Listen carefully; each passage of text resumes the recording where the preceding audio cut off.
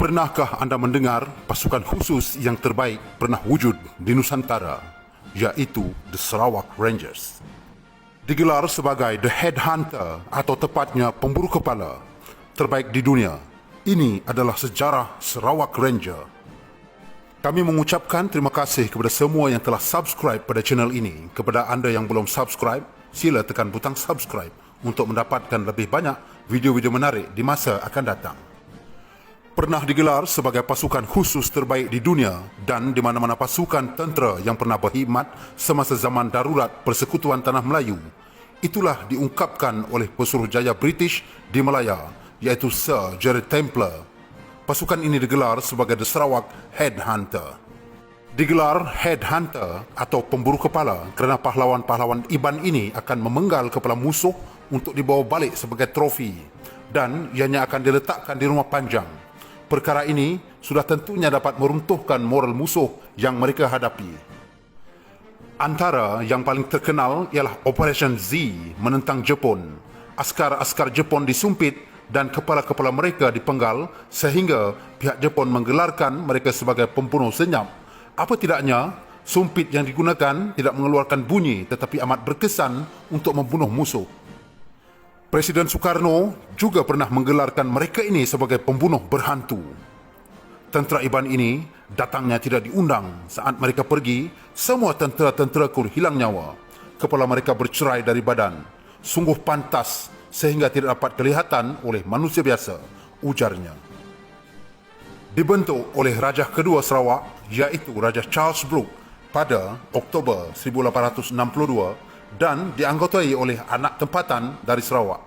Pasukan tentera ini telah dianggotai oleh anak tempatan seramai 32 orang pada awal penubuhannya. Kesemuanya berbangsa Iban. Generasi pertama Sarawak Rangers ditubuhkan oleh Charles Brooke bukan sahaja sekadar tangkap muat, malah anggota-anggota tersebut merupakan antara pahlawan-pahlawan kaum Iban yang gagah perkasa dan terkenal dengan selok-belok peperangan yang mewakili kawasan atau daerah atau kaum masing-masing. Hasilnya, satu pasukan yang mantap ditubuhkan dengan pahlawan-pahlawan yang bijak di dalam taktik peperangan dan mendapatkan ilmu daripada mereka yang berpengalaman di arena perang moden yang dibawakan khas dari Eropah. Maka terbentuklah Sarawak Rangers yang digeruni ramai. Pada sekitar tahun 1930-an, dunia mengalami kemelesetan ekonomi yang teruk dan Sarawak Rangers pun terjejas. Oleh itu, pasukan ini dibubarkan secara rasmi dan mereka terpaksa pulang ke kampung halaman masing-masing. Namun begitu, terdapat juga segelintir daripada mereka yang secara sukarela diserap menjadi pasukan polis Sarawak. Namun selepas itu, pasukan ini kembali lagi beraksi dan berbakti kepada negara apabila Sarawak menghadapi Perang Dunia Kedua.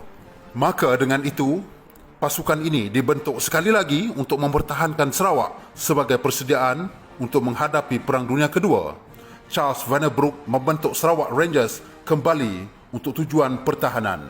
Mereka telah terlibat secara langsung dalam mempertahankan Lutong, Miri dan Kuching sewaktu pencerobohan tentera Jepun menjelang Disember 1941. Anggota-anggota Sarawak Ranger atau mendapat jolokan Bujang Berani kembali beraksi apabila Jepun menjajah Sarawak. Sarawak Ranger pada ketika itu merupakan pertahanan terakhir untuk Sarawak dan pertempuran di Kuching telah memaksa pasukan tersebut untuk berundur kerana kekuatan tentera Jepun pada waktu itu lebih kuat daripada mereka. Walaupun terpaksa berundur dan memberikan kemenangan kepada tentera Jepun, pasukan Sarawak Rangers tetap bersemangat untuk mempertahankan bumi Sarawak. Semangat ini mendorongkan mereka untuk bergabung dengan seorang anggota tentera dari tentera Commonwealth dari Australia, iaitu Major Tom Harrison, untuk melancarkan serangan gerila yang digelar pasukan Z. Kepakaran daripada Sarawak Rangers turut menyebabkan ramai daripada tentera-tentera Jepun dibunuh oleh mereka. Setelah Jepun menyerah kalah, pasukan Sarawak Rangers dibubarkan sekali lagi dan anggota-anggotanya pulang balik ke kampung halaman masing-masing untuk kembali ke penghidupan yang normal. Serangan pengganas komunis menyebabkan pasukan Sarawak Rangers untuk kembali beraksi apabila tanah Melayu menghadapi serangan pengganas komunis pada tahun 1948 dan pahlawan-pahlawan IBAN sekali lagi dituntut kepakaran mereka untuk membantu tanah Melayu. Kali ini, 49 pahlawan IBAN Tracker yang mahir menjejak dihantar ke tanah Melayu untuk membantu anggota pasukan tentera Commonwealth bagi menangani pengganas komunis. Kemahiran mereka diiktiraf dan dipuji oleh sebaya mereka, iaitu Regimen Askar Melayu, apabila mereka berjaya menjejaki musuh di dalam hutan, dan dikatakan kepakaran mereka sememangnya tiada tolok bandingnya. Menurut Perjanjian 49, penjejak IBAN hanya bertugas selama 3 bulan di tanah Melayu. Setelah habis tempoh tersebut, maka mereka boleh pilih untuk meneruskan perkhidmatan mereka ataupun berhenti. Daripada bilangan tersebut, 24 anggota berputus untuk meneruskan perkhidmatan, manakala 24 anggota lagi diserap ke dalam pasukan Ferret No. 4 yang dianggotai oleh tentera Gurkha dan tentera Force 136. Menjelang tahun 1952, lebih daripada 1,168 anggota Sarawak Ranger berkhidmat di tanah Melayu sebagai IBAN Tracker. Anggota-anggota daripada Sarawak Rangers mempunyai pelbagai keistimewaan dan kepakaran. Pasukan penjejak IBAN Sarawak Rangers ialah kepakaran mereka di dalam taktik peperangan gerila. Maka dengan itu, selama pasukan mereka wujud dan telah melalui banyak pertempuran, hanya pada tahun 1951 barulah kali pertama adanya korban semasa perkhidmatan. Hal ini dikarenakan salah seorang daripada pasukan tersebut terkorban secara tidak sengaja semasa berperang. Mendiang Jaweng, anak Jugah yang berasal daripada Kapit, ditembak secara tidak sengaja oleh anggota yang lain ketika sedang melakukan serang hendap ke atas pengganas komunis. Pada masa itu, Mendiang disangkakan sebagai salah seorang daripada pengganas komunis. Walaupun kisah ini sedih, perkara yang membuat hal ini menarik ialah setelah beberapa tahun Sarawak Rangers berkhidmat di bumi tanah Melayu, hanya pada tahun 1951 baru ada seorang IBAN Tracker yang terkorban di dalam pertempuran. Sarawak Rangers, unit tanah Melayu, ditubuhkan secara rasmi untuk menjaga kebajikan mereka walaupun sudah bertahun berkhidmat.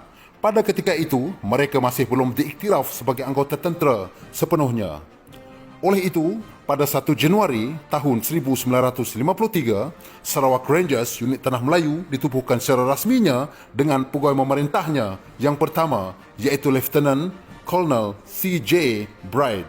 Perkara ini dilakukan setelah permuafakatan di antara kerajaan British Borneo Utara dan pemimpin masyarakat IBAN dan kerajaan koloni British untuk menjaga kebajikan anggota pasukan tersebut dari segi hak dan status. Beberapa tahun kemudian, iaitu pada 1 April 1960, sebuah unit di Sarawak juga ditubuhkan secara rasmi, iaitu Sarawak Rangers, unit Sarawak Borneo, dan pegawai memerintahnya iaitu Lieutenant Tomblo Anak Isa, seorang anak tempatan Sarawak dan juga salah seorang daripada IBAN Tracker dari Sarawak Ranger. Kepakaran mereka di dalam perang telah menyebabkan mereka dituntut di bumi asing seperti di Brunei dan Tanah Melayu sebelum terbentuknya Malaysia. Terdapat beberapa pahlawan ini terkorban di bumi asing semasa pertempuran dan disemadikan di bumi asing satu ketika dahulu. Namun pada tahun 2011, 21 jenazah penjejak IBAN telah dibawa pulang ke tanah air mereka, iaitu Sarawak. Antara penglibatan perang mereka ialah kempen mengamankan Sarawak era Brooke pada tahun 1862 sehingga tahun 1942, Perang Gerila Jepun bersama Reconnaissance Service Department RSD di Sarawak tahun 1942 sehingga tahun 1945, Darurat Melaya tahun 1948 sehingga tahun 1960, dan Sarawak 1952 sehingga 1953. Pemberontakan Brunei tahun 1962 dan konfrontasi Indonesia Melaya tahun 1962 dan 1963. Pasukan ini dibubarkan secara rasmi pada tahun 1963 susulan penubuhan Askar Ranger Malaysia. Sarawak Rangers dibubarkan secara rasmi pada 16 September tahun 1963 susulan penubuhan Askar Ranger Malaysia yang kini digelar sebagai Regimen Ranger Diraja.